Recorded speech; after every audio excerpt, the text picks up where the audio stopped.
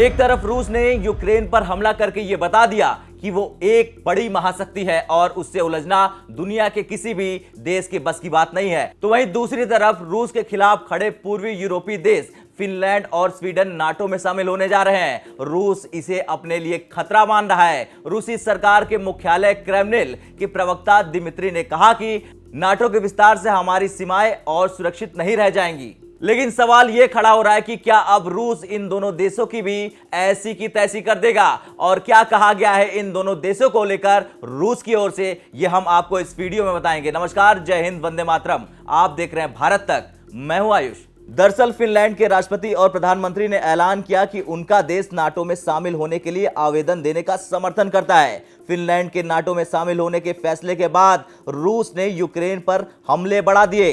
Finland के राष्ट्रपति और प्रधानमंत्री ने कहा कि नार्डिक देश को सोवियत संघ का मुकाबला करने के लिए स्थापित पश्चिमी गठबंधन में सदस्यता के लिए बिना देरी के आवेदन करना चाहिए। इसका मतलब यह हुआ कि फिनलैंड सैन्य संगठन में शामिल होने के लिए लगभग तैयार है। हालांकि आवेदन प्रक्रिया शुरू होने से पहले कुछ कदम बाकी है। उम्मीद की जा रही है कि पड़ोसी स्वीडन कुछ दिनों में नाटो में शामिल होने का फैसला करेगा। सोचिए, फिनलैंड की रूस के साथ 1340 किलोमीटर यानी करीब 830 मील लंबी सीमा है। रूसी सरकार के मुख्यालय क्रेमलिन के प्रवक्ता दमित्री पेस्कोव ने कहा कि रूस की प्रतिक्रिया इस बात पर निर्भर करेगी कि नाटो रूसी सीमाओं के करीब अपने बुनियादी ढांचे को विकसित करने के लिए क्या विशिष्ट कदम उठाता है। इससे पहले रूसी विदेश मंत्रालय ने साफ तौर पर स्वीडन और फिनलैंड को चेतावनी देते हुए ट्विटर पर लिखा था कि हम उत्तरी यूरोप में सुरक्षा और स्थिरता सुनिश्चित करने के लिए एक सैन्य गुटनिरपेक्ष नीति के लिए फिनिश सरकार की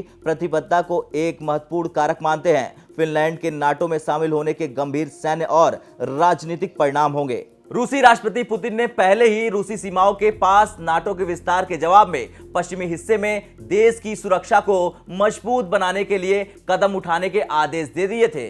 अब सवाल यह है कि क्यों करेगा रूस फिनलैंड और स्वीडन पर हमला? तो इसका सीधा जवाब यह है कि स्वीडन और फिनलैंड दोनों आर्कटिक सर्कल में रूस की सीमा से जुड़ते हैं और रूस को स्वीडन और फिनलैंड को लेकर वही डर है जैसा डर यूक्रेन को लेकर था। यूक्रेन के अलावा ये दोनों देश भी काफी वक्त से नाटो में शामिल होने की कोशिश कर रहे हैं, जिसे रूस सीधे तौर पर अपनी सुरक्षा के लिए खतरा मानता है। खैर, अब देखना यह होगा कि रूस का अगला कदम क्या होगा, क्योंकि एक तरफ उसने देख लिया कि भारत को छोड़ आधी दुनिया उसके खिलाफ है, तो दूसरी तरफ अब इन दोनों देशों का नाटो में शामिल होना बहुत बुरी खबर है रूस के लिए।